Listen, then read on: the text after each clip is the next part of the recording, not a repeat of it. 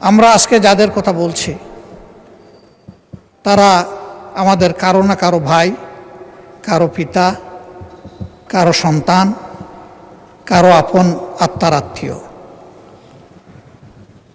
তাদের কান্নাগুলা সব আমাদের সামনে আসে না, এমনকি তাদের পরিবারের সদস্যদের সামনেও আসে না। প্রবাসীরা দুই ভাগে বিভক্ত। একটা অংশ যারা কার্যত রুজি রোজগারের জন্যই পা বাড়ান, এই পর্যায়ে এশিয়ার প্রায় সবগুলা দেশই পড়ে, সেখানে তাদের নাগরিকত্ব পাওয়ার সম্ভাবনা খুবই ক্ষীণ। অল্প কিছু সংখ্যক ভাগ্যবান মানুষ যারা ইনভেস্টর ক্যাটাগরিতে হিউজ পরিমাণ ইনভেস্ট করে সেখানে তারা একটা স্ট্যাটাস পান, কিন্তু তা হাজারেও একজন হবে না, এ সংখ্যা আরও কম। বাকি সকল আমরা তাদেরকে শ্রমিক বলি, আমি শ্রমিক বলতে নারাজ। তারা সবাই শ্রমিকও নন আসলে। এর মাঝে বিভিন্ন দেশের গুরুত্বপূর্ণ জায়গায় কর্মকর্তা হিসাবে অনেকে দায়িত্ব পালন করেন। আমি এই শব্দটার পরিবর্তন চাই, তাদের জন্য সম্মানজনক কোনো শব্দ ব্যবহার করা। এক শব্দে সবাই অ্যাকোমোডেট হবেন। আমরা খুবই আনন্দিত আমাদের এই হাউসে বাংলা, উর্দু, ফার্সি কবিরাও আছেন। তারা যদি এরকম কোনো ভালো শব্দ নিয়ে আসেন যেটা অন্তত তাদেরকে মানসিকভাবে কিছু সান্ত্বনা দেবে, যে দেশ তাদেরকে ভালোবাসা এবং শ্রদ্ধার জায়গা থেকে দেখে, তো আমি অনুরোধ করব এই শ্রমিক এবং রপ্তানি, এই দুইটা শব্দ পণ্য রপ্তানি হয়, মানুষ রপ্তানি না হোক।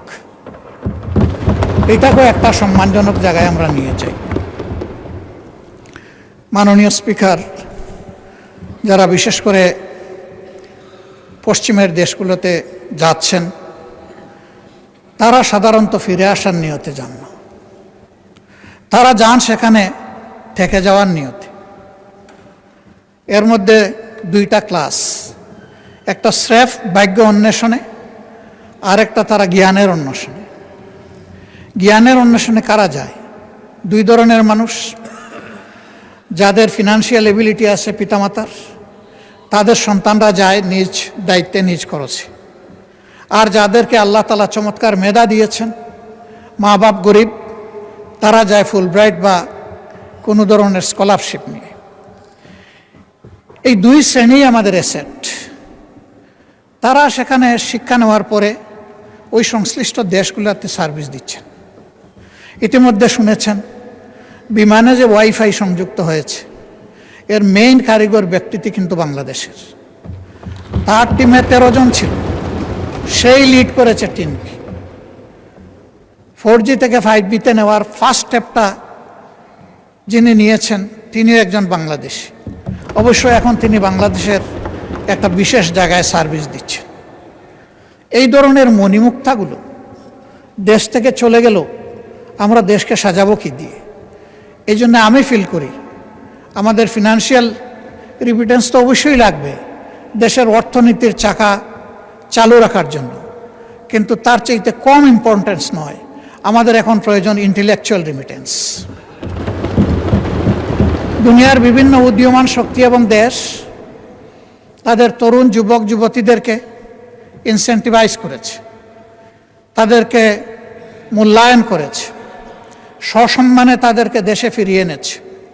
উদাহরণস্বরূপ বলতে পারি পাশের দেশ ভারত। একসময় তাদের দেশে সেই রকম স্কিল হ্যান্ড কোনো কার্ডিয়াক সার্জন ছিল না। তারা দেবী শেঠিকে, তাদের মুক্তাকে তাদের দেশে ফিরিয়ে এনেছে এবং তাকে বলেছে তুমি কি চাও? সে বলেছে আমি টাকা পয়সা চাই না, আমি একটু সম্মান চাই, আর আমার কাজের জন্য আমি একটা কমফোর্ট জোন চাই। বিদেশে যাদের সাথে কথা হয়েছে আমাদের সেই মণিমুক্তাগুলো একই কথা বলে যে আমরা একটু সম্মান চাই এবং একটা কমফোর্ট জোন চাই, যাতে কোনো ধরনের অযাচিত হস্তক্ষেপ ছাড়া আমি আমার মেধার স্ফুরণ এবং বিকাশ ঘটাতে পারি। আমি মাননীয় প্রধানমন্ত্রী থাকলে খুবই প্রীত হতাম, ভালো লাগতো কথাগুলো সরাসরি তিনি শুনতেন। নিশ্চয়ই কেউ না কেউ তাকে এগুলা কনভে করবেন বলে আমি আশা করি। আমি অনুরোধ করব যে তিনি এই বিষয়টার প্রতি অবশ্যই গুরুত্ব দেবেন। আমাদের ফিনান্সিয়াল রিমিটেন্সের পাশাপাশি তিনি যেন ইন্টেলেকচুয়াল রিমিটেন্সটাকে গুরুত্ব দেন। তাহলে সমাজের বহু জায়গায় আমরা নূতনত্ব খুঁজে পাব এবং তাদের মেধা এই জাতিকে সকলের সাথে একত্রিত হয়ে সামনে এগিয়ে নেবে। আমি এটা বলছি না যে তারা না হলে আমাদের দেশ চলবে না, তবে আমি এটা জোর দিয়েই বলছি তারা হলে এই দেশটা আরও ভালো চলবে। আরও যেখানে ভালো চলবে সেখানে আমরা কেন তাদেরকে উপেক্ষা করব? এই লোকদের আরও কিছু বঞ্চনা আছে। তারা সাধারণত মারা গেলে এদেশে এখন আর ফিরে আসে না। এক সময় 2 দিন, 5 দিন, 7 দিন, 13 দিন, 15 দিন পরে তাদের লাশ ফেরত আসত। এখন সবাই বুঝেছে যে এই কাজটা সঠিক নয়, বরঞ্চ তাদের ফ্যামিলি নিয়ে যে দেশে তারা থাকেন এখন তারা চেষ্টা করেন লাশটা যেন ওখানেই দাফন হয়েছে। তাদের এখানে আমাদের কাছে এইরকম কোনো চাহিদা নেই যে আমাদের লাশটা বিদেশে নিয়ে যান। কিন্তু তারা জীবন্ত যখন আসেন তখন লাশের চাইতে খারাপ পরিণতি কোনো কোনো ক্ষেত্রে তাদেরকে ভোগ করতে হয়। আমরা তাদের প্রতি কৃতজ্ঞতা দেখাতে পারি না। এমনকি কারো কারো আপনজন, আপন ভাই তাকে তার প্রপার্টি থেকে ডিপ্রাইভ করে, বিভিন্ন ধরনের আইনের জটিলতায় ফেলে দেয়, মিথ্যা মামলা দিয়ে হয়রানি করে। আর পাশের বাড়ির লোকেরা তো আছে, সেখানে যদি পরিচিত আগে থেকেই বিরাজমান কোনো শত্রুতা থাকে সেটা আবার আগুনের মধ্যে ঘিল ঢেলে দেয়। এই সমস্ত জটিলতায় তারা যখন পড়ে আইনের আশ্রয় নেন, তখন যেখানে গিয়ে তারা সাশ্রয়টা চান, শান্তিটা খুঁজে পেতে চান, ওখানে গিয়ে আরেক দফা তারা হয়রানির মুখোমুখি হন। ওখানে যাওয়া মাত্রই তাদের কাছে বিরাট অঙ্কের একটা কিছু চেয়ে বসা হয়, কারণ মনে করে এই লোকগুলা টাকার মেশিন, চাইলেই পাওয়া যাবে। আমি চাইবো না কেন? যদি কেউ টাকা দিতে পারলো তো হয়তো তার কিছু কাজ হলো, যদি দিতে পারলো না তাহলে চোখের পানি মুছে মুছে আবার দেশ থেকে তাকে বিদায় নিতে হলো। তাদের এই কান্নাগুলো আছে। জমি ট্রান্সফারের ব্যাপারে কিছু জটিলতা নতুন করে তৈরি করে গেছে প্রিভিয়াস ফেসিবাদী সরকার। আমি বর্তমান সরকারকে বিনয়ের সাথে অনুরোধ করব, সেই বিষয়গুলো দেখা দরকার, কগনিজেন্সে নেওয়া দরকার। মাননীয় আইনমন্ত্রী আছেন, যেখানে যেটুকু এটাকে ডিফিউজ করা যায়, ইজি করা যায়, রিলিজ করা যায়, সেটা অবশ্যই করা উচিত। কারণ আমরা তাদেরকে বাদ দিয়ে আমরা নই, তাদের সহই তো আমরা। আর এশিয়াতে যারা আছেন তাদের কান্নাটা অন্যরকম। তাদের ব্যাপারে অনেকেই কথা বলে গেছেন, আমি কথাগুলো রিপিট করব না, যেহেতু তারা অলরেডি বলে ফেলেছে। তারা কাঁদে কিন্তু আপনজনকে চোখের পানি দেখায় না, চোখের পানি লুকিয়ে কাঁদে। ভিডিও কলে কথা বলে আর্টিফিশিয়াল হাসি দেয়। অনেকের সাথে এরকম কথা হয়েছে। আমি জিজ্ঞেস করি, তোমাদের এই বুবা কান্নার খবর কি তোমাদের আপনজন জানে? কয় আস্তাগফিরুল্লাহ, এগুলা জানানো যাবে না। আমরা কষ্টে আছি, ওদেরকে কষ্টে ফেলতে চাই না। ওরা বুঝুক যে আমরা ভালো আছি, তাহলে আমাদের কষ্ট আমরা কিছুটা ভুলে থাকতে পারবো। এখানেও কাঁদবো, ওখানেও কাঁদবে, এ তো হয় না। এরা কত মহৎ, নিজের কান্না বুকে চেপে আপনজনকে ভালো রাখে, দেশকে ভালো রাখে। এই লোকগুলোকে আমরা কি আসলে আপনজন হিসেবে নিতে পেরেছি? আমি দেখি না, কষ্ট লাগে। আমরা কি একটু তাদেরকে আপনজনের চাদর দিয়ে জড়াই ধরতে পারি না? মাননীয় স্পিকার, কেউ মরার জন্য বিদেশে যায় না। আমাদের এই ভাই এবং বোনেরা যায়, 2টা পয়সা রুজি করে পরিবারকে দিবে, দেশকে সাপোর্ট করবে, তারপরে দেশে চলে আসবে। কিন্তু আল্লাহ তাআলা কার মৌতের ফয়সালা কোথায় করে রেখেছেন আমরা কেউ জানি না। তারা যখন কেউ মারা যায় তখন তাদের লাশটা নিয়ে টানাটানি হয়। আপনজনরা চায় শেষবারের মতো অন্তত মুখটা দেখি। এ লাশ আসবে কিভাবে? সে তো রক্ত পানি করা, ঘাম জড়ানো, যা রুজি করেছিল সবটাই পাঠিয়ে দিয়েছে। আমিও তাদের 2-1টা মেসে যাওয়ার সুযোগ নিয়েছি ইচ্ছা করে। চিন্তা করা যায় না সেই লোকগুলো এখানে থাকে কিভাবে, খায় কি, ঘুমায় কিভাবে। জনাব বরকতুল্লাহ বুলু সাহেব বলেছেন যে অতি নিম্ন ওয়েজে তারা সেখানে চাকরি করে, এদিকে পোষায় না। তারা আজিদের দিকে চেয়ে থাকে, কেউ তাদেরকে একটু স্নেহ আদর করবে কিনা। কেন? এটি কেন হবে? অন্য দেশের লোকেরা তো এরকম হয় না। এইখানে ওই সিন্ডিকেট চক্র শুরু থেকে শেষ সব জায়গায় গাঁটে গাঁটে গাপটি মেরে বসে আছে। এই লোকগুলার রক্ত বিক্রি করে ওরা ওদের সাথে উপহাস করে, ওদের বিজনেস করে। এই সব জায়গা অবশ্যই চিহ্নিত করতে হবে এবং এদেরকে আইনের আওতায় এনে 10 জনকেও যদি শাস্তি দেওয়া হয়, আমি বিশ্বাস করি ওদের সবগুলার গায়ের লোম খাড়া হয়ে যাবে। আমরা যদি সাকসেসফুলি সিনসিয়ারলি এই কাজগুলো করতে পারি, এই সরকারের ক্রেডিট যে এই দলের যিনি জন্মদাতা ছিলেন, এই দরজা এই জানালা তিনি খুলেছিলেন। তাদের আমলে এসে যদি আমাদের প্রবাসী ভাই বোনদের বঞ্চনা দূর হয়, তাহলে তাদের নামটি ওদের হৃদয়ে সোনার অক্ষরে লেখা হয়ে যাবে। কিন্তু অতি চমৎকার চমৎকার কথা এখানে আমরা আওড়ালাম, কাজের কাজ কিছুই হলো না। যেই তিমিরে সেই তিমিরেই থাকলো। তাহলে শুধু এই সরকার ডিসরেসপেক্টেড হবে না, আমরা সবাই ডিসরেসপেক্টেড হব। আমাদের প্রতি ওদের একটা ঘৃণাবোধ তৈরি হবে যে ওরা কথা বলে সুন্দর সুন্দর, কিন্তু আমাদের জন্য কিছুই করে না। আমার বিনয়ী অনুরোধ, এই ভাই বোনগুলোকে যেন আমরা টাকার মেশিন হিসাবে না দেখি, আমরা যেন আমাদের প্রাণ হিসাবে, কলিজা হিসাবে দেখি। যদি আমরা কলিজা হিসাবে দেখতে পারি, তাহলে তাদের আত্মা যেমন শান্তি পাবে, আমাদের আত্মা শান্তি পাবে। একটা বিশেষ বিষয়ে আমি দৃষ্টি আকর্ষণ করছি। বিষয়টি স্বরাষ্ট্র মন্ত্রণালয়ের সাথে সম্পর্কিত। এটি হচ্ছে ভিসা জটিলতা। অনেকে বলেছেন, আমি পার্টিকুলারলি জিজ্ঞেস করেছি তাদেরকে, তোমাদের সমস্যাগুলো কোথায়? তারা বলেছে, আমরা তো আগে করেছি কনভেনশনাল পাসপোর্ট,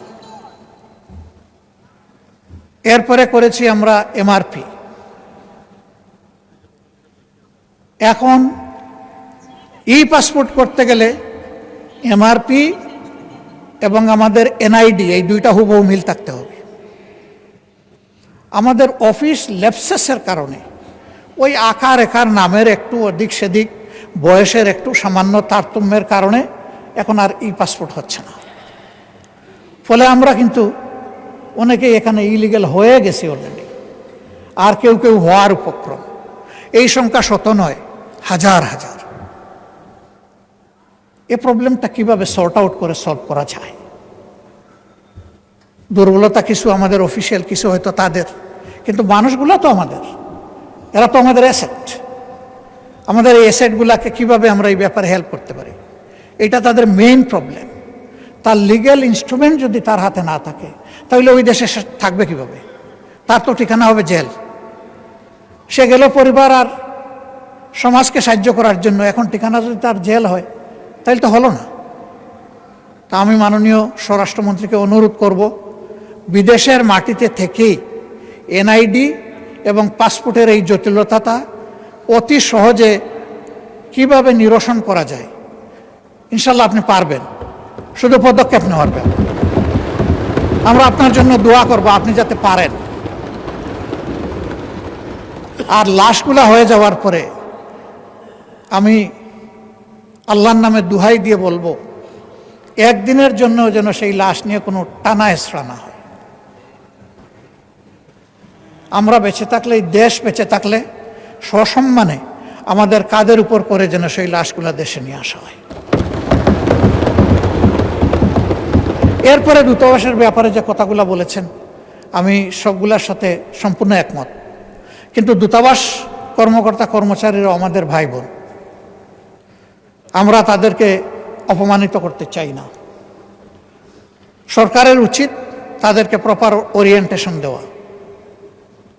এবং এখানে যে একটা চমৎকার প্রস্তাব এসেছে যে একটা সংসদীয় টাস্ক ফোর্স হতে পারে, দুনিয়ার ভালনারেবল যে সমস্ত কান্ট্রি যেখানে আমাদের সমস্যাগুলো বেশি, এই টাস্ক ফোর্স মাঝে মাঝে ফিজিক্যালি সেগুলো ভিজিট করবে, করে তাদের কথা নিজ কানে শুনবে। সেখানে দূতাবাসের আমাদের কর্মকর্তা কর্মচারীরাও থাকবেন।